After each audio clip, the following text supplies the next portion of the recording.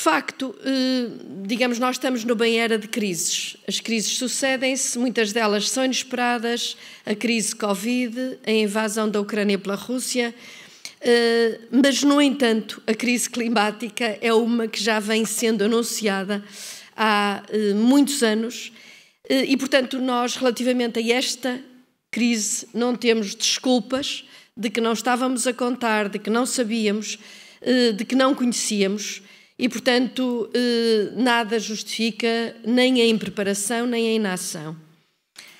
Os seus efeitos estão já a ter graves repercussões nas nossas vidas e, como se sabe, enfim, nós todos os dias percebemos que aquilo que, enfim, há uns anos atrás nós aceitávamos que iria acontecer, mas iria acontecer com tempo, iria acontecer talvez para a próxima geração ou para a outra a seguir, de facto está a acontecer no nosso cotidiano.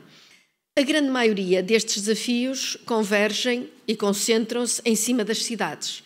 E, de facto, as cidades, por seu lado, acolhem, como já foi aqui hoje dito, acolhem mais de metade da população mundial. Em 2050 prevê-se que 7 em cada 10 pessoas vão viver num aglomerado urbano. Na Europa os números são ainda mais altos. O valor médio na Europa é de que 1/4 dos cidadãos europeus vive nas cidades. Esta percentagem vai crescer. Há desertificação e aglomeração, são dois fenómenos que convergem. 80% da população viverá nas cidades ou aglomerações urbanas em 2050.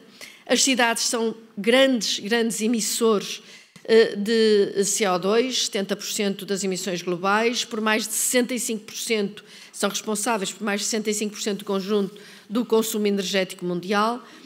Mas isto é a descrição, são dados que todos nós já conhecemos, mas as cidades, por outro lado, e era aqui que eu gostava, na linha das últimas intervenções também, de me concentrar, estão também na linha da frente das soluções. São líderes na inovação ecológica e vimos aqui alguns exemplos muito interessantes do que é que está a ser feito, por exemplo, na cidade do Porto, mas são líderes, de facto, na inovação ecológica, desde a mobilidade urbana sustentável às redes de reciclagem, vimos o caso da Lipor, dos resíduos urbanos, aos processos de reabilitação e construção energeticamente eficiente. E a grande Escola de Arquitetura do Porto está, como vimos pela intervenção da Teresa, bastante atenta a isto. Por todas estas razões, as cidades, e sobretudo a começar pelas costeiras, têm de ter um papel crucial a desempenhar na transição ecológica e na correção de comportamentos climaticamente agressivos.